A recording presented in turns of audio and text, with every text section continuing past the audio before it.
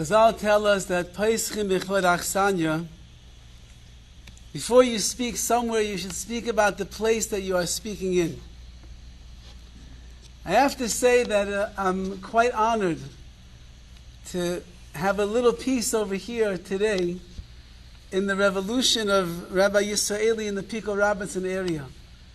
I cannot tell you how many people I've met over the last month, 2 months, that have told me that their entire life has been transformed over the last several months since they joined the early morning learning and shacharit. I learn with somebody one night a week, and if I call too late, he's already in bed because he can't lose his beauty sleep to make sure he doesn't miss even 1 second of the learning of Rabbi Yisraeli in the morning. To hear that there's 40 people, 50 people, it wouldn't even matter if there's 4 people in Pico Robinson waking up at 6 o'clock in the morning. But that there's so many, and that they're coming and learning on a regular basis every single day with simcha, and they tell me the words, it's changing my life, transform my life, I'm a different person. And I can see it on the faces of the men, and I can see it on the smiles of their wives. Learning Torah seriously, day after day, with goals in mind, and charting your course, and having a Rebbe Kazeh like this, like Rabbi Yisraeli, who is the captain of this beautiful ship over here, is a schus gadol. And I'm humbled to be able to stand here and to be able to share some words with you this afternoon on TISHA B'Av. And you should go michayil l'chayil, from strength to strength. Continue to grow in your own Torah and the Torah of your Kehillah, and continue to spread your beautiful, beautiful teachings to Klal Yisrael. It's a very hard time of the day to speak. Because on one hand, if you cried already today, you probably all cried out. And if your stomach is growling, you're already thinking about what's going to be for dinner tonight. Probably Robin's fish. So, what can we talk about right now at 5 o'clock in the afternoon on Tisha B'Av? What words of, hopefully, hisayrus, of a little bit of inspiration we can share with each other together?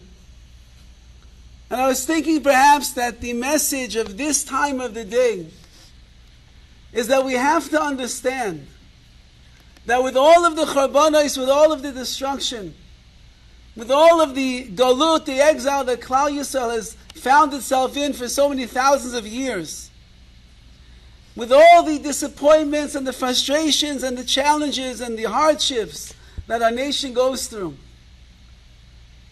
at the end of the day, Klal Yisrael is still here.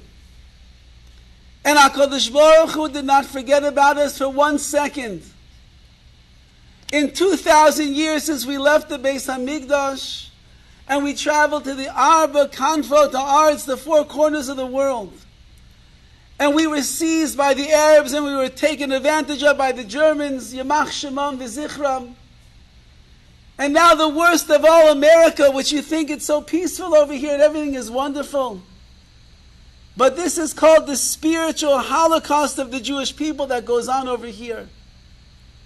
That a Jew comes to Los Angeles and he thinks that all of life is about restaurants and bars and pubs and fancy belts with somebody else's name on it.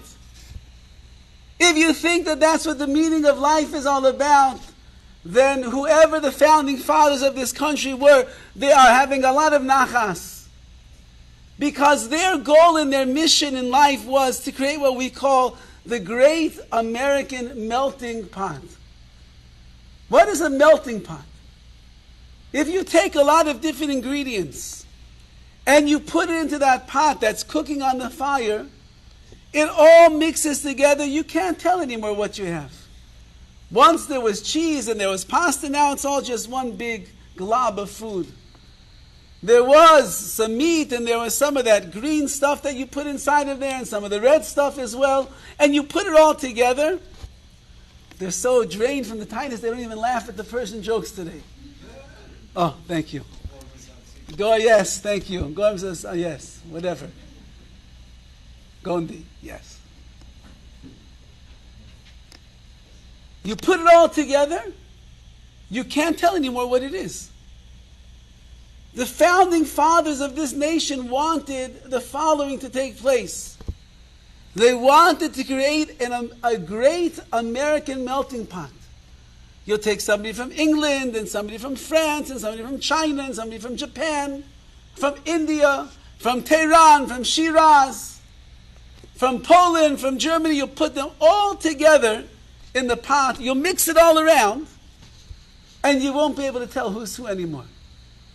And we'll call them American. You know that when you spell out the word America in Hebrew, so it comes out to be Am Reika, the empty nation. This is the empty nation. And they've done a number on Klal Yisrael. They mixed us in with everybody else, and they said you're just one like the rest of the world around you. But the message of Tisha B'Av is the exact opposite.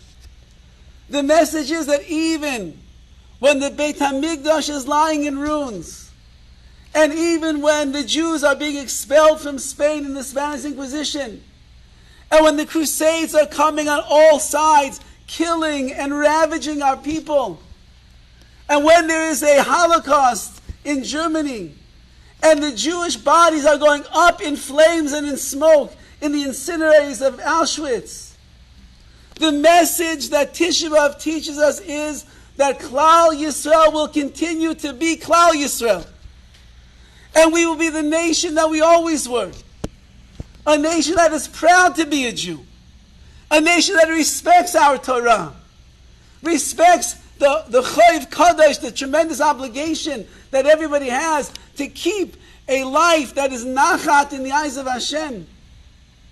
Whether you're from Tehran or Shiraz or Hamidan, Esfahan, it doesn't matter. Every single one of us has an obligation to take away with us as Tisha B'Av, as the hours are beginning to fade away, to take something that's going to give us a chizuk so that next year, we don't have to be on Tisha B'Av. You want to be here next year? You want to fast? You want to be tired and drained? You want to complain about what it feels like not to eat all day long in the heat of Los Angeles, California? I assume that everybody would like next year to be in Yerushalayim, Yer HaKodesh, with a Beit HaMikdash, Kohanim, Leviim, serving the Ribbono Shel Olam. So the only one that's going to change the situation is us. HaKadosh Baruch Hu is waiting. 2,000, you think he doesn't want the Geula? You think HaKadosh Baruch Hu doesn't want the Geula to come? Did you ever meet a parent who doesn't stand by the door at night when they know that their children are out and they don't know in this town what their children are doing? You think there's not a parent who's not waiting for their children to come home? They're waiting. When they send their children off to the chuppah and they get married and they start their own life, as happy as the parents are, don't you think the parents look forward to having the children come home? So HaKadosh Baruch Hu has been waiting for 2,000 years for Klal Yisrael to come home. The problem is we didn't come home yet. We didn't even get close to knocking on the door. So as Tisha B'Av is beginning to fade away, we have to think to ourselves, what are we going to do differently this year? How are we going to act and behave differently this year? So that next year we're not sitting here together, all of us, in Los Angeles, California, but rather, as it says in Eicha, that the Moed, the festival of Tisha B'Av, will be a day of celebration. But we will see that all of the tragedies that happened over thousands of years, all of the deaths, all of the hardships that the Jewish people went through, then our mouths will be filled with laughter and we will realize it was all a part of HaKadosh Baruch Hu's divine plan. Everything was a cog, was a wheel that was moving things along to get us to Mashiach Tzidkenu. But if we want to be there, then we have to take our minds out of here. We have to take our hearts out of the nation that we are living in and a part of. And we have to become proud and dedicated Jews to the cause of the Ribono Shel Olam. And that is to be a nation that loves the Torah, respects the Torah, and realizes that there's nothing else that separates us from the rest of the world. There's a lot of big noses out there in the world today.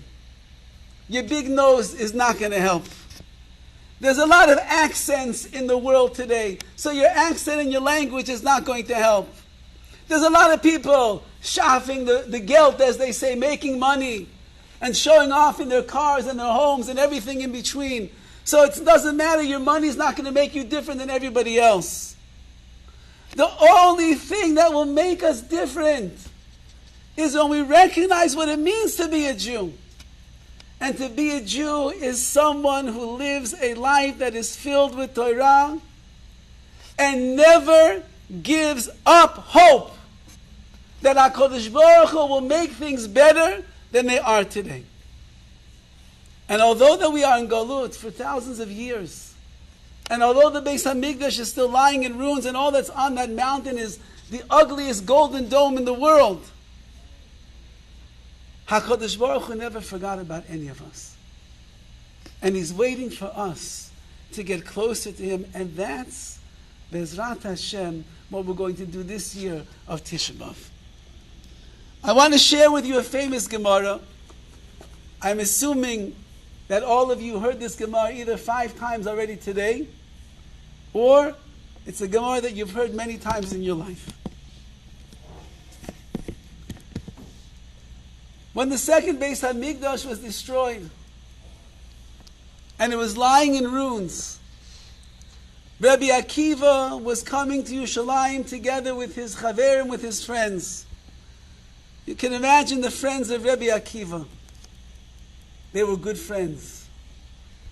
It's good to keep in mind, you have to have good friends in this world. A chaver, a friend, is a language of chibur, connection. Whoever your chaver is, whoever your friend is, you are mechubar, you are connected to that person. And whatever they are connected to, you will be connected to as well. So if they're connected to Kehilat B'nai Torah, you'll be connected to Kehilat B'nai Torah.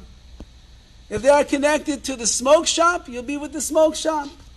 If they're connected to always looking what's the latest car, what's the latest thing, what's the latest, you'll be connected to that as well. But if you want to be connected to the right things in life, you know, to the Ashkenazim, I can't speak like this.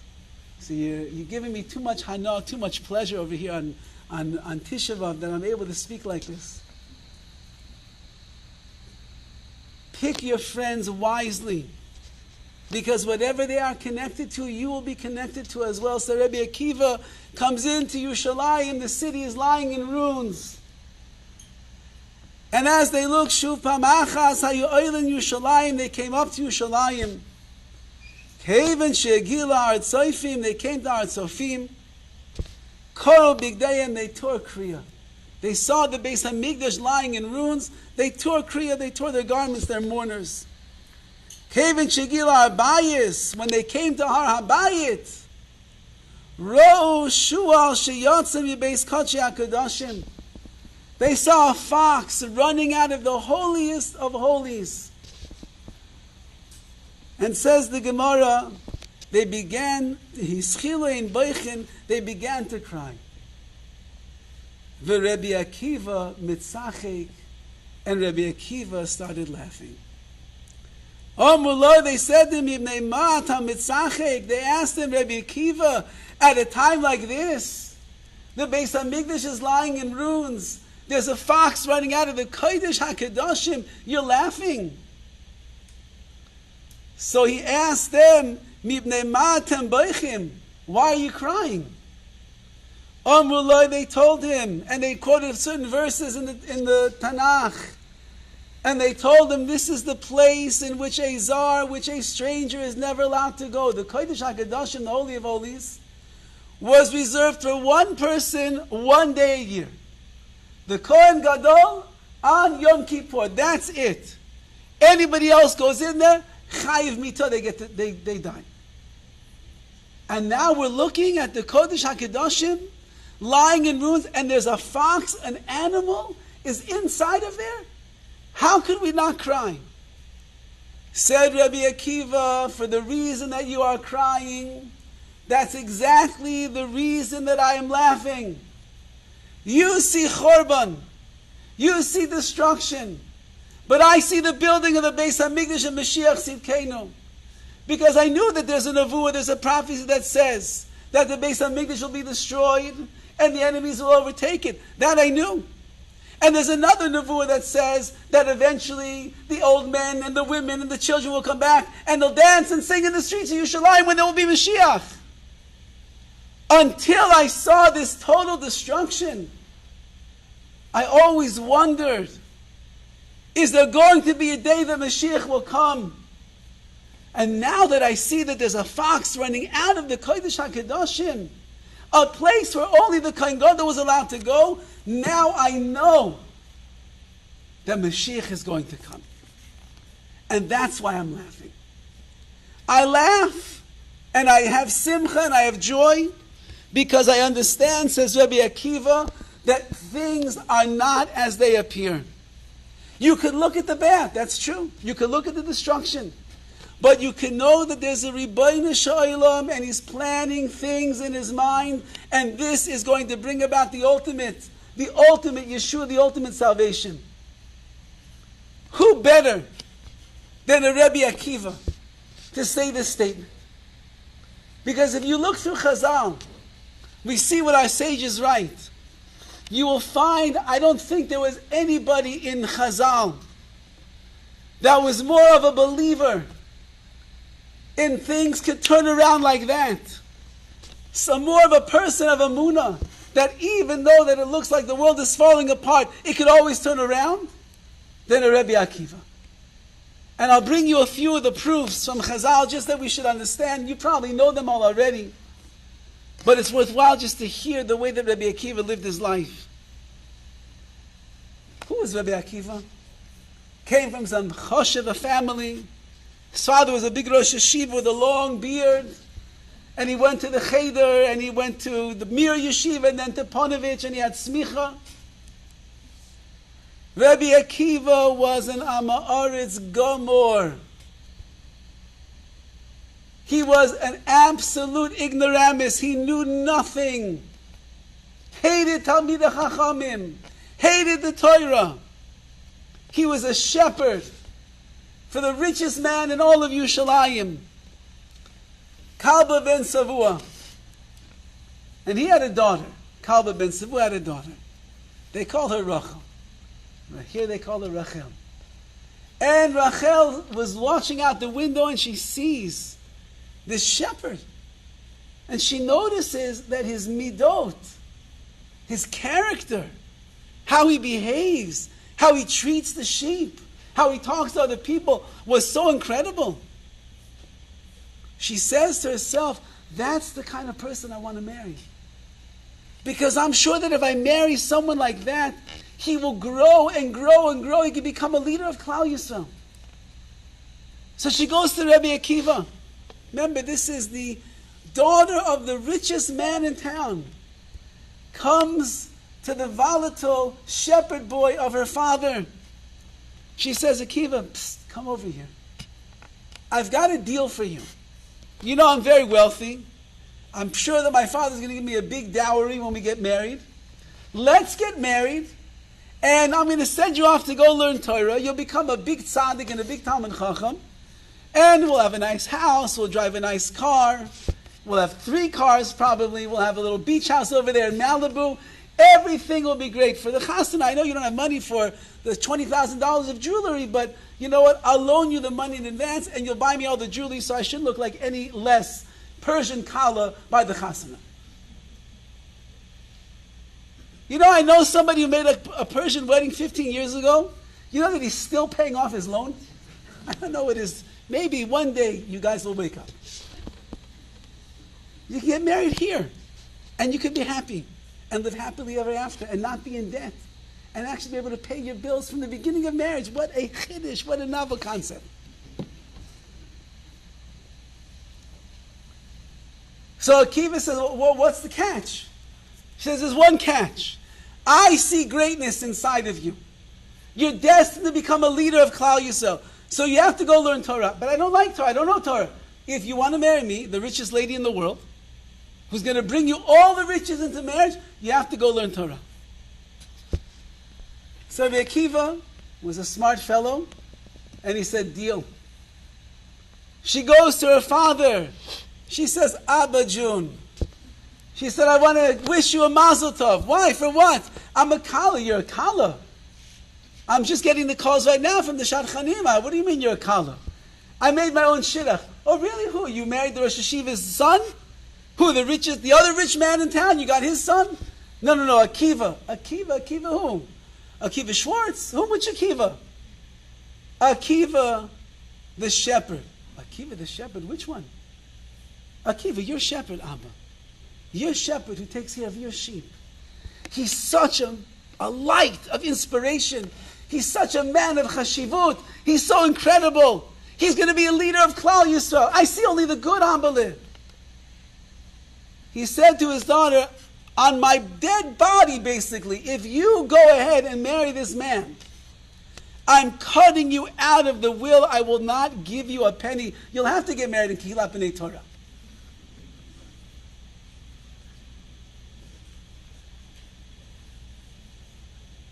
And she said, I don't care. I don't care. I see his greatness. He's worth more than all the money in the world. You don't want a zechut? You don't want a piece of the greatness of my husband? That's fine. That's your choice. My choice is to marry him. She comes to Akiva. She says, Akiva, there's been a little change in plans. He said, what? We're not getting married at the Ritz? What? No, it's much worse than that. We're just going to get a minyan together. We're going to make a little wedding in the backyard over here. It'll be like COVID times. She said, my father, he's not in. Said, well, what does that mean he's not in? Like 50,000 he'll give? No. Nothing. He said he's cutting us off from everything if we go through with the marriage. And I told my father, I don't care. Because I see greatness in you.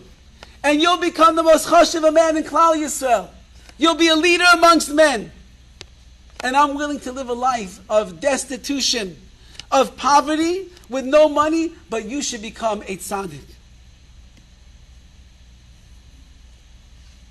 Akiva said, if you believe in me that much, then I'll believe in me as well. And we'll go through with the wedding.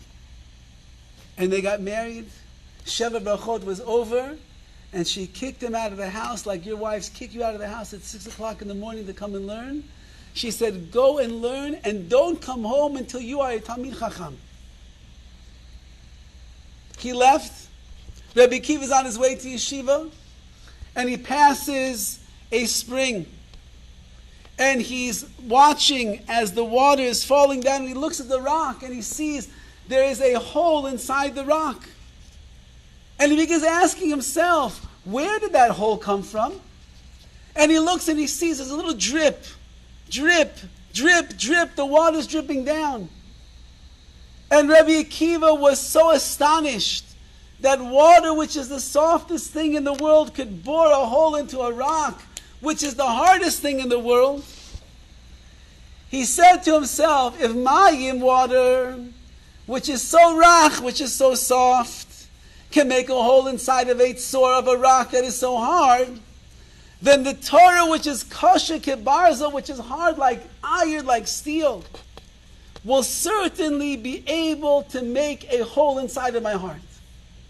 That means that Rabbi Akiva understood. You would never ever believe that water can make a hole inside of a rock, but it does. Because if something is consistent day after day after day, minute after minute after minute, hour after hour, it doesn't matter if you have to go through a boulder. HaKadosh Baruch Hu made a world that anything is possible. And Rabbi Akiva said, if that's possible, then I can become a Talmid Chacham. That's also possible. And he goes on, I'll save you all the details, but he goes on, he starts in Cheder with little kids. They teach him Aleph, Bet. He didn't know anything. And then he moved to the next level, the next level. Before you know it, he's sitting in the great yeshivas of the greatest of all people. And this is Rabbi Akiva. And he comes home after 12 years. 12 years, a long time. The ladies are all nodding their heads. That is a long. You thought that Shachris was long, Mincha was long, Arvit was long. 12 years in yeshiva is a long time. And he's about to come home. He's got flowers in his hand. He has a box of chocolates. He's got some jewelry that he picked up along the way. He's about to go see his wife. And as he gets to the door, he hears his wife speaking to an old man. And the old man says, "How long will your husband leave you to go learn Torah?" She said, "If my husband would go for another 12 years, I would gladly let him." Rabbi Akiva heard those words. He turned around and he went back to yeshiva. Didn't even say hello.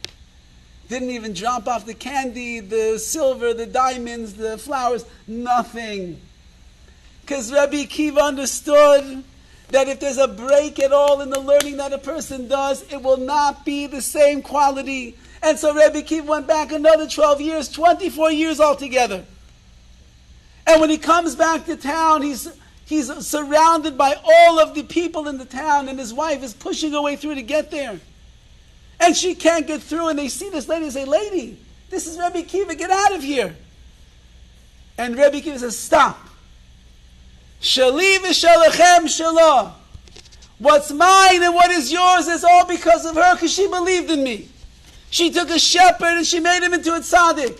She took a man whose heart was filled with hatred for Torah. She made it into a reality to love. She made me the Rabbi Akiva that I am." And he goes on to get 24,000 students. 24,000! And then we know the famous story. Within 33 days, that's it, they all die. Could you imagine the failure? I'm sure some of you have tried your startup companies around here. You know, you've cornered the market. I used to have a guy that I used to learn with. He got into one of these things, what's the pyramid, you know. You start on the bottom, you get other people to sign up with you. They sell, you make more money, he says. And he tells me, "Rabbi," Persian, yeah? "I'll become a millionaire." Okay, I told him, "When you become a millionaire, let me know." It's 15 years later, I saw him the other day, I said, "No, Eli, you become a millionaire yet?" "I'm getting there, Rabbi, I'm getting there." How many people start a company? They start a business, an endeavor. They invest and they invest money and time and blood, sweat and tears. And if you're really foolish, you got other people's money invested in your company as well. And you got hundreds of thousands of dollars. And the business goes bankrupt first week, first month. How easy was it to crawl out of bed the next day? How easy was it to show your face in shul when you're the big talker all the last 6 months? "Yeah, I got this business. I'm going to become a millionaire. I make so much money." Then you come to shul and say, "Yeah, how's it going over there?" How easy is it to go on with life? Rabbi Akiva loses 24,000 students. What does he do? So the Arizal tells us that he got up on that exact day, the 33rd day of the Omer, and he went to Rabbi Seinu Shebedorom, to the great sages in the north, Dorom in the south, Dorom again, yeah, Dorom is south, in the south, and he went and he found 5 new students and he began teaching all the Torah again. Rabbi Akiva said, "A Jew will never ever give up. Even when the chips are down, even when all of your students die in front of your face, even when you're a shepherd boy and you don't know an aleph from a bet." Said Rabbi Akiva, in life, we were created to believe that HaKadosh Baruch Hu believes in us, and Hashem will never abandon and leave us alone. He always wants us back. He always will allow us to improve. He will always allow us to grow in ways that we never thought were possible. The message of Tisha B'Av is that a Jew can never, for 1 single second in their life, ever give up an ounce of hope. Because HaKadosh Baruch Hu is on our side. And HaKadosh Baruch Hu is holding on to us. And HaKadosh Baruch Hu is walking us along. There's a very beautiful ma'isa of a family that was a husband and wife that were married for many years. And they had no children, Rahman al-Islam lo aleinu. And they went, of course, as the stories go, they went to all the Gedolei Yisrael for brachot. Didn't work. They went to the Kivrei Tzadikim to daven and to pour out their hearts. It didn't work. They went to the doctor, to this specialist and that specialist and this one and that one. It didn't work. And now they are 15 years married. No children, Rahman al-Islam. And they finally get a meeting with the biggest fertility expert in all of the land of Israel. And they bring all their papers, all their files, all their 15 years of pain. And they come to this man, the angel of death. And they present him with everything. And he looks through it all, and he takes some blood tests, and this test and that test. And he calls him into his office, and he says, I'm sorry to tell you, you'll never have children. And that's it. The wonderful bedside manner of doctors who don't have a heart. They walk out of the doctor's office broken beyond belief. This was what they felt their last hope in the world, that they are going to have a child. And now this doctor has told them, you're not having any children. So they come home that night, and the husband tells his wife, I want you to know, I'm Makabel, I accept what the doctor said. I realized that we're not zocher, we're not going to have children. I understand. So I want you to know something. He said, for the last 15 years, in the bracha of Shema Koleinu in my Shmon Esrei, there's a place that you can insert your own private bakasha, your own private supplication to Hashem. Since we are married every single day, 3 times a day, in Shema Koleinu, I daven to HaKadosh Baruch Hu that we should have children.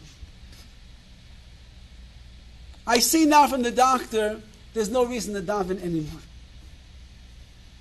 And he said, I'm telling you, my dear wife, I'm stopping to ask Hashem for children. Because it's not going to happen. So the wife said to him, I respect you for your feelings. I'm not going to tell you what to do. But I'm not going to stop davening myself for children. Hashem can do anything. And if Hashem wills that we should have children, it's in Hashem's hands. But you, if you don't want to pray anymore that we should have children, that is your choice. I'm not going to bother you about that. And I respect your decision. The next morning, the man wakes up as he always does for nates. And he goes to his regular minyan. And he feels like a heavy heart. Because he knows this is the first time that he's going to daven to Hashem. And he's not going to ask Hashem for a child. And he gets into his davening, and he's going through the brachot, and talit, and tefillin, and psukkah de zimra, Shema. And he gets finally to the Shmon Esrei. And he's coming close to the bracha of Shema Koleinu. And he's thinking to himself, I'm not going to pray, I'm not going to pray, I'm not going to pray for a child. And as he gets into the bracha, the first words come out of his mouth. Suddenly he hears the screeching cry of a baby. There's a baby in the shul that's crying its head off. And this man is so overwhelmed with that sound of the baby's cry. He begins crying himself. And the next thing you know, he's pouring out his heart to HaKadosh Baruch Hu, and he says, Hashem, all my wife and I want is to hear the sound of a baby crying in our house.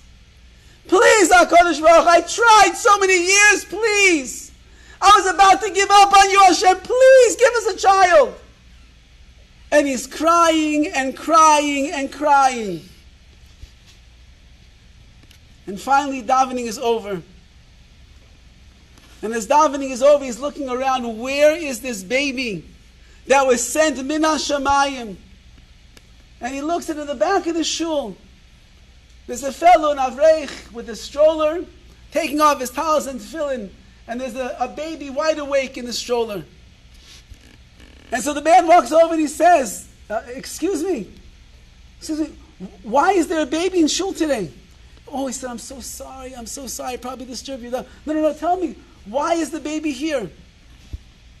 He said, I'll tell you. He said, the baby was up all night, my wife was up all night. Finally, crack of dawn, the baby goes to sleep, my wife was able to go to sleep. I said, you know what, I'm up anyway. Let me put the baby in the stroller, anyway he's sleeping. I'll take the baby to shul with me, I'll daven, the baby will sleep, and that way my wife doesn't have to worry about a thing. She'll be able to continue sleeping the rest of the morning.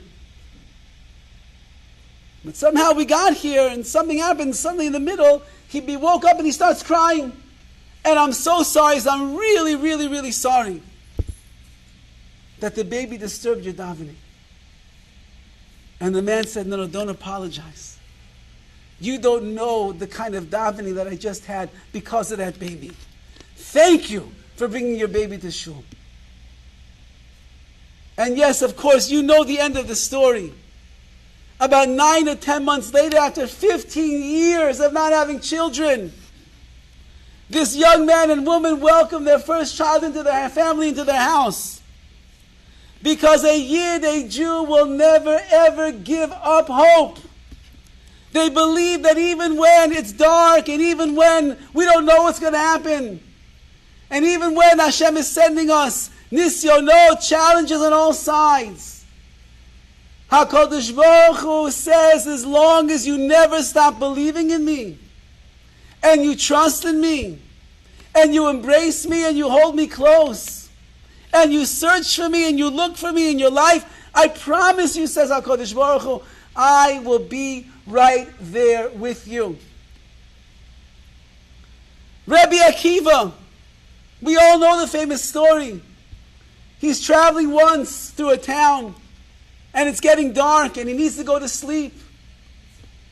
And he goes and he knocks on the door, and he says, excuse me, could I lodge by you for the evening? This is, of course, before the days of pictures, so nobody really knew what Rabbi Akiva looked like. So they see this man traveling with a donkey, and with a candle, and with a chicken, and they say, no, I'm sorry, we don't let anybody into our house at night. They tell him, go join all the homeless out there in Los Angeles over there. Just get a tent, you'll be fine. And he goes to another door and another door and another door, and nobody lets him in. And after every door is slammed in his face, he says his famous words, Kol the Ovid Rachmana Latav Ovid. Everything that Hashem does is for the good. I might not understand it. I may not see the reason right now. But I know that HaKadosh Baruch Hu is Tov HaMeitiv. He's the ultimate good. Everything HaKadosh Baruch Hu does is good. So I just have to get to a point in my mind where maybe one day I'll be zochet to see what that goodness is. And he goes out into the field. And in the middle of the night, the wind comes and blows the candle that he's learning by. Says Rabbi Akiva, I can't learn anymore. But you know what? Kol diavad rachman l'tav avi. Whatever Hashem does, all for the good. And then he's there, and suddenly a lion comes along and devours his donkey. And he says, Kol diavad rachman l'tav avi. Whatever Hashem does, for the good. I don't have a donkey now. I'm going to have to carry everything on my shoulders. I don't have the beast of burden anymore with me. What can I tell you? It's all for the good. And then a fox comes along. And the fox devours the chicken. And he says, no, I don't have a chicken to wake me up in the morning. I don't have eggs to lay. But, Kol the Ovid Rachmana Latav Ovid. Everything Hashem does, it's all for the good. HaKadosh Baruch Hu knows exactly what he's doing. He comes back into town in the morning, and he sees that the town was pillaged and ravaged the night before by a group of marauders, by a group of gangsters and bandits. They took people's things, they killed people, they destroyed the place. And Rabbi Akiva says, look how HaKadosh Baruch Hu took care of me. If I would have had the fire in the field, and the thieves were coming through, they would have seen me first, I would have got caught. If I would have had the donkey, so when the donkey brayed in the middle of the night, they would have found me, they would have caught me. If I would have had the chicken in the morning, they would have heard me out there in the field. They would have got me again. So like I said, Kol, the Ovid, Rachmana, Letav, Ovid, everything that HaKadosh Baruch Hu does in this world, everything without fail, even when you think that it is bad, it's Letav, Ovid. You might not be zocher to see it with your own eyes right now. But eventually, Bezrat Hashem, you will see. But Rabbi Akiva was the man that understood that everything that was going on in his life, it was all for the benefit, it was all for the goodness. Because HaKadosh Baruch Hu would never hurt us. HaKadosh Baruch Hu loves us. There's a beautiful Maisa. Maybe some of the girls heard it. I told it recently at Blink. That after the war was over, after the Holocaust was over, the Panovich Rav, who was the builder of the Panovich Yeshiva in Bnei Brak, he saw that there were so many children orphaned from their parents who were living in Israel after the war. He decided to make an orphanage home for the boys and for the girls. And he would go and he spent a lot of time with them, always checking on them, always being with them, always hugging them, always embracing them, always giving them the warmth that they no longer had. But just parenthetically, there's a beautiful story with him that he once asked somebody in Bnei Brak, Rav Berman. He told them, listen, I need a certain amount of money, a large amount of money, to pay off some debts that I have for the yeshiva. Please gather all the money and bring it to my office. I'm going to be at a big meeting with Gedolei Yisrael in Yerushalayim today. Please bring all the money, put it in my desk in my office. I'll get it when I come back tonight. And so Rabbi Berman went, he made all the calls that he had to make, he gathered all the money, and he goes over to the Panovich Yeshiva, and he goes into the office of the Panovich Rav. He opens the door, and lo and behold, he finds the Rav is there, embracing a small child, and the two of them are crying their eyes out together. And Rabbi Berman says, Rav, I'm sorry, I thought you were going to be in Yerushalayim. He said, is everything okay? And he looks at Rabbi Berman, his eyes are bloodshot and red, and he says, every time I leave Bnei Brak, even if just for the day, I always go and check on my children at the orphanage. I came there today and I see this young boy crying uncontrollably. And I asked the staff, what's the matter? And they told us he lost his mother and his father and all of his siblings in the war. And today he just found out that his best friend also was killed in the concentration camps in the war. And we cannot console him, we cannot control him. So the Panovich Rav looks up and he says, the Rabbanim in Yerushalayim will have to wait for me. But this boy needs me right now. I'm staying right here with him. And he began crying again. So the Panovich Rav also had an orphanage for girls. And it was next to a house, apartment of somebody else. And as the girls were getting more and more comfortable with themselves and with their new situation, their new look on life, Friday nights became very special for them. They would have the meal together in the orphanage. And then after the meal was over, they would sit around the table and they would begin to sing. They had like a kumsitz Friday night. They would sing one song after another, and it was like a healing. It was like medicine for their broken souls. These are people that lost fathers and mothers and sisters and brothers and bubbies and zaydis, grandparents. They lost it all. And this was the way they were healing themselves, to sing these beautiful zmirot of Shabbos. There was a neighbor who lived next door, very religious neighbor, and he comes to the Panovich Rav and he says, Rav, we have a problem. He says, what's the problem? The orphanage that you have for the young girls. What's the problem? We're doing amazing things over there. The girls are becoming rehabilitated. They're becoming happy. It's unbelievable. What's the problem? He said, the problem is that on Friday nights, they sing. What's the problem? It's beautiful. They sing.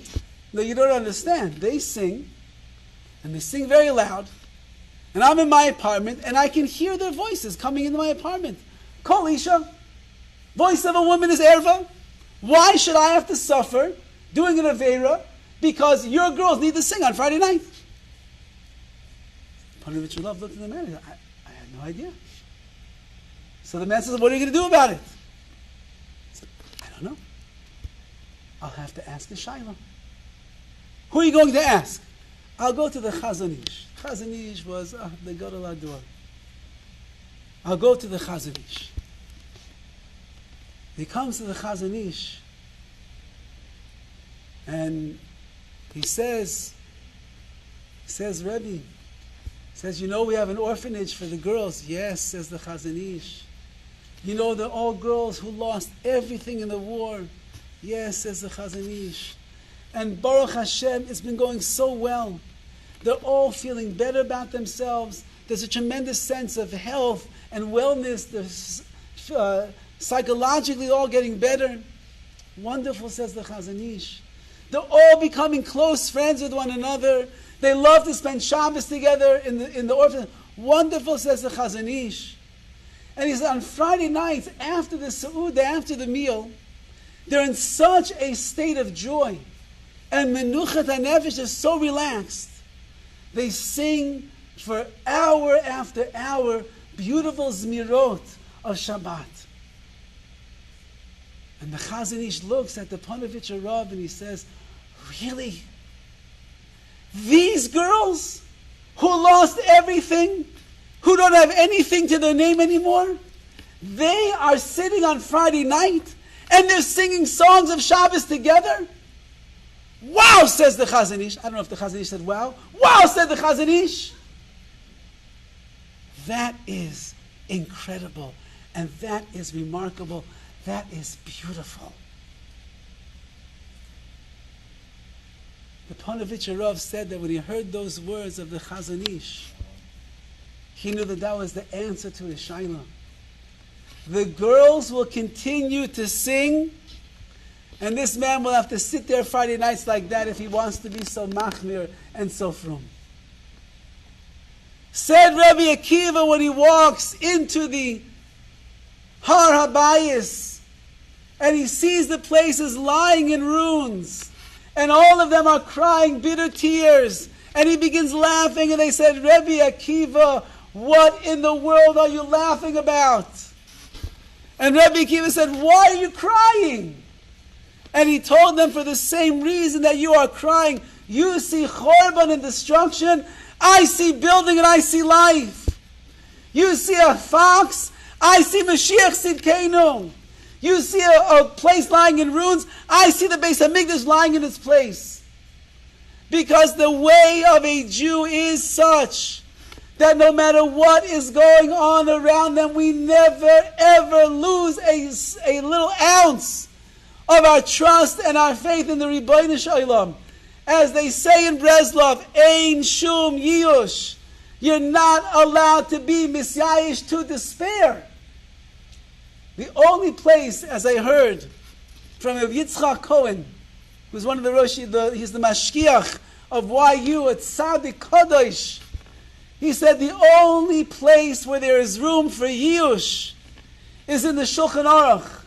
Because over there we know that if a person lost something and he's misyayesh, he gives up hope, and you find it on the ground, you can keep it for yourself. That's the only place where giving up hope falls into place.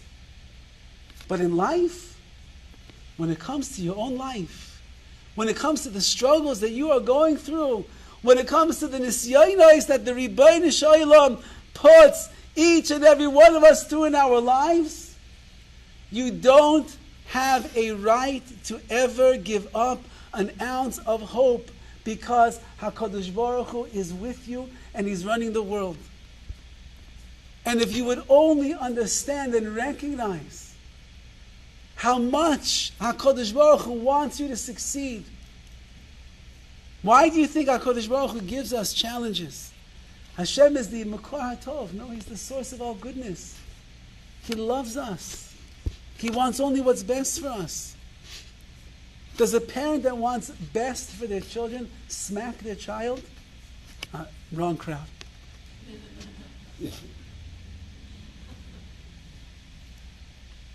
But seriously, Does a parent who wants what's best for their child smack their child? Does he throw them out of the house? Does he bring a Holocaust and Inquisition? Does he make the Shah fall when you thought that everything is going to be glorious for the rest of your life and force you onto a car, the back of a pickup truck, running through Pakistan mountains in the middle of the night to save your life? Does a father who loves you do such things? Says HaKadosh Baruch Hu, I love you so much. I believe in you so much. I see your strength inside of you so much. I see more than you see. I know your greatness more than you know your greatness. I know what you can accomplish more than you could accomplish. And therefore, if I would not press down on you and put you through the challenge that I am giving you, you would never look inside of yourselves. You would never be introspective. You would never realize what it is that you are able to accomplish. Imagine you buy a membership to a gym. And you go to the gym, and for the next year, you bench press 50 pounds every single day. 50 pounds, 50 pounds, 50 pounds. The end of the year, you want something to show for yourself? Nothing. 50 pounds. My daughter can bench press 50 pounds. You did nothing. But if you get a trainer, and the trainer sizes you up, and he does your BMI, body mass, and he tells you how many pounds you are overweight, we'll take care of that, don't worry. A little less kebab, you'll be all right. And he tells you how much calisthenics and how much you're going to have to exercise and run and jog and push-ups and sit-ups, swimming and this and that, lean meats, more vegetables and the like. And then you start working out with them every single day. So at the end of the year, you're not going to be ripped. Okay, that's all right. Jewish man doesn't have to be ripped. However, you'll be in shape and you'll be healthy and you'll have something to show for yourself for the year that you dedicated to working out. Says the Ribbono Shel Olam, if I leave you to yourself and your own devices in life, you'll be like the person who walks into the gym and for 1 year and 2 years and 20 years, you just keep benching 50 pounds, that's it. Because you don't understand the muscles that you have inside of you. So I'll be your trainer, says the Ribbono Shel Olam. I'll train you and I will orchestrate nisyonos, challenges in your life that will force you to develop your spiritual muscles and make you stronger and greater. Rav Shamshon Raphael Hirsch writes that if a person sees themselves being hit with very hard challenges in life, and they start asking the question, why me? Why not them? HaKadosh Baruch Hu. How about somebody else? I don't need such challenges. Says Rav Hirsch, you should take it as a compliment from the master trainer of the universe. He knows that only you can handle those nisyonot. Only you have the kochot inside to become bigger and stronger. Only you are going to benefit from this, and not your brother, not your sister, not your parent, not your mama, baba, June, Junie, whatever it is. Not them. Only you are going to benefit. And that's why he gave it to you and nobody else.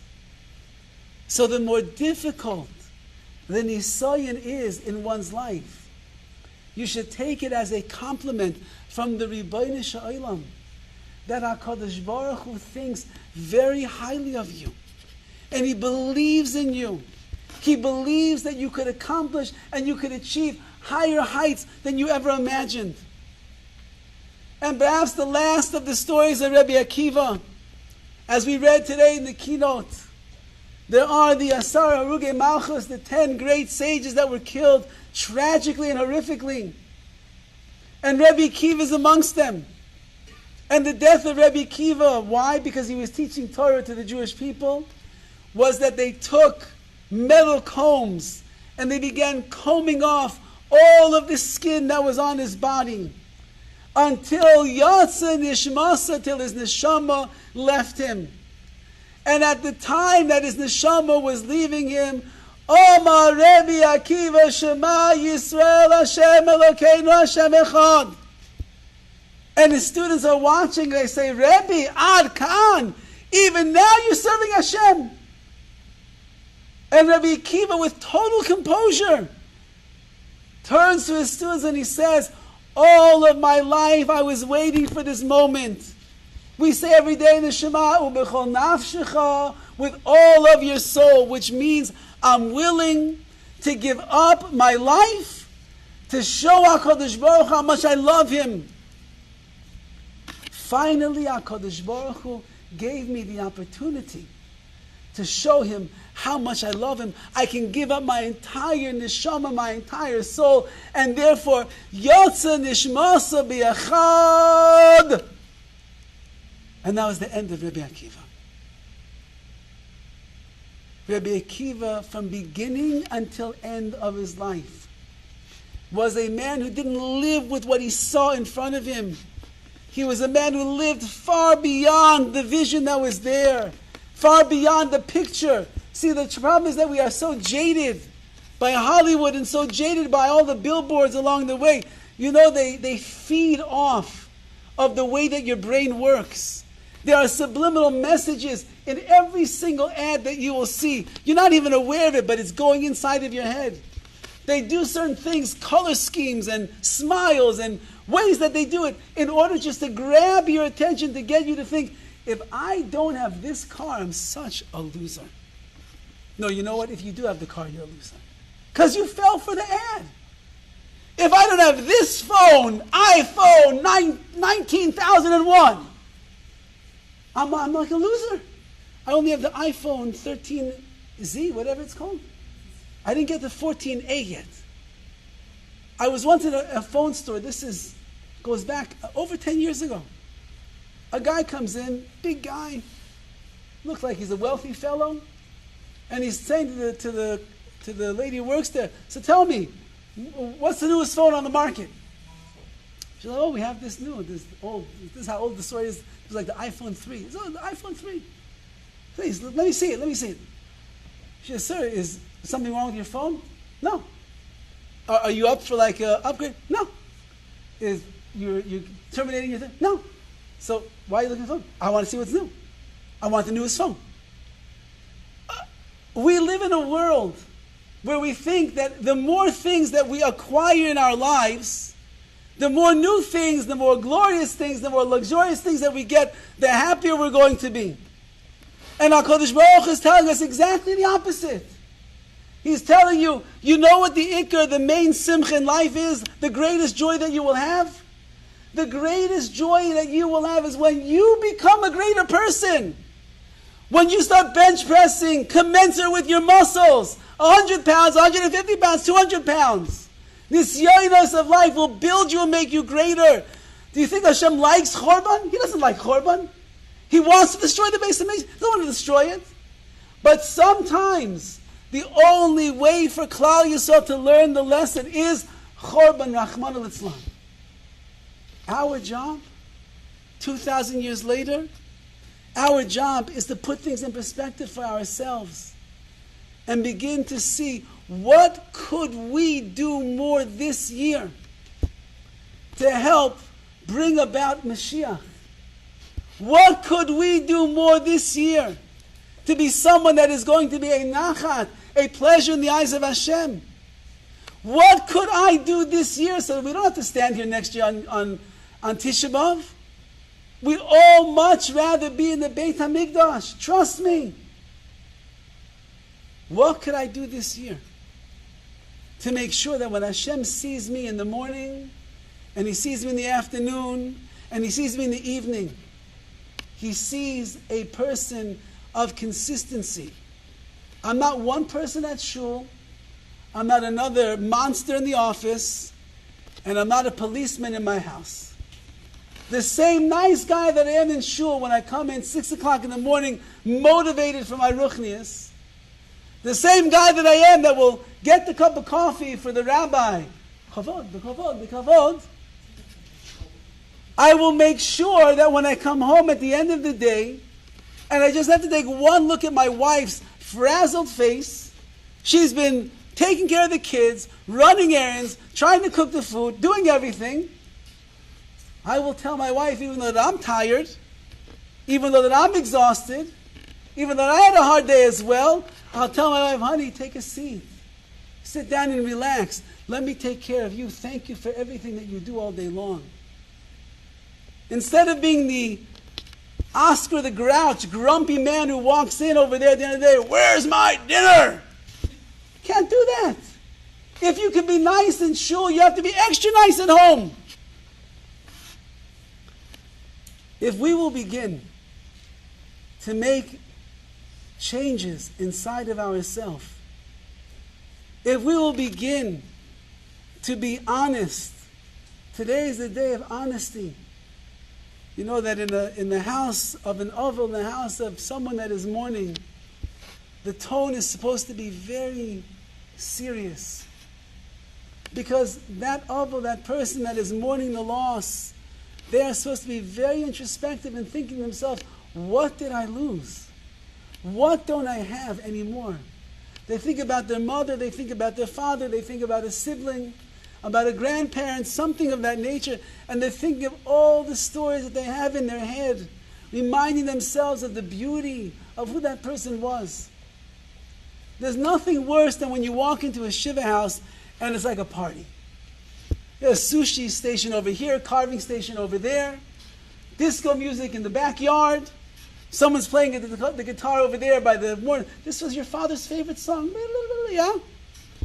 No, that's not the way it's supposed to be.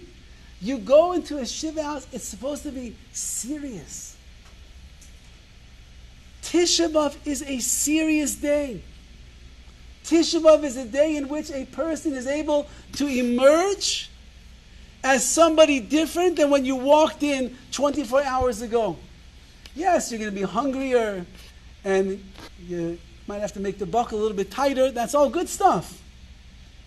But the change that a person has inside of them has to be something significant. Otherwise, what a waste of a day. What an absolute waste of a day of mourning. I want to leave you with one story. And Be'ez Hashem, we should all be zeicher to continue growing in these areas of our life.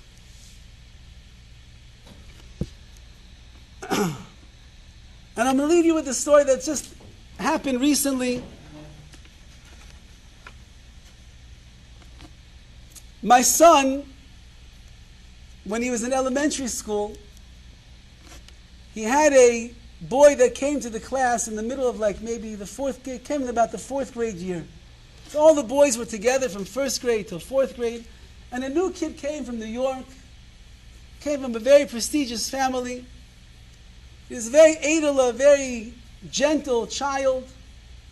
And he started getting bullied in class. Could you imagine such a thing? In a Jewish school, they bully kids.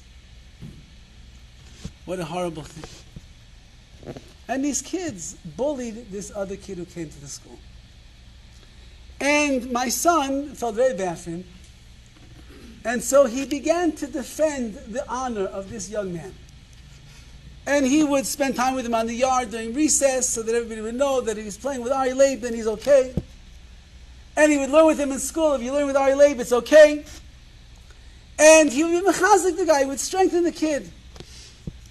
And he basically helped push him through until eventually the bullying stopped, and Baruch Hashem, he got along with everybody else, and everything is great. At the very end of 8th grade, as they were parting ways, so my son tells me that he decided to write a letter to this young man to tell him that even though that he went through so many difficult things when he came to the school, he should know that it had nothing to do with him because he is an amazing young man. He has so many ma'alot, so many great strengths. And then he proceeds to write on the paper all of the wonderful strengths that he sees in his friend. And he gives him the letter. That's 8th grade, and they're parting ways. They kept in touch on and off, a little bit here and there. They would see each other when they came back from yeshiva in LA. And lo and behold, this boy is from a Hasidic family, so he got engaged when he was about 19 years old, I believe. And the wedding just a couple of months ago. My son calls me after the wedding and he says, Tati, I have to tell you a story. And he says, I know you're going to use it in one of your drafts, but I have to tell you the story. And he tells me the whole background that I just told you. And he says, this young man married from a very great Hasidic dynasty into the granddaughter of another great Hasidic dynasty. The wedding was in Monsey, New York. He went to Monsey. And my son tells you, he walks in, there was about 1,000 people at this chasana. And as he walks in, they're about to daven Mariv. Now it's not like we do when we daven Mariv. You know, you like go into the corner of the kitchen over there behind the stove at a wedding, standing in the hallway by the bathrooms, everybody's walking past you. Mariv, Yitgadash, yeah? No, it's not like that. Not the way that we daven by a chasana. At this wedding, the whole place davened Arvit together. So he said, you have to imagine. You walk in, there's like 1,000 people saying, Amen, Yehi Shmei Rabbo. And then he looks inside and he sees that there's a dais of like 40 different Hasidic Rebbes that are there at this wedding. And Rosh Yeshivas and Chashva people. And the place is swarming with people. He says, I get in there and I'm looking for my friend, the chassan, the young man who got married. And he's like buried inside all of the hundreds and thousand people that are there in the middle of the dance floor. So my son says, I have to go dance with him. I have to go dance with him. So he starts pushing his way through one row and another row, till he finally gets close enough that the chatan can see him. When the chassan sees him, he gives this big smile, and they smile at each other. And he's like nodding his head like, come. So my son finally breaks through into the middle, and he says, you have to imagine, Tati, there's so many people around. This man just got married to a very, very great girl from an amazing, amazing family. He's got his whole life in front of him. And they're standing there dancing in the middle of the circle. Now the chassan is very tall, and Horowitzes by nature are not very tall. In the middle of 1,000 people, the chassan leans down into my son's ear and he says, I just want you to know, I still have the letter. I keep it with me. My son told me he couldn't believe it.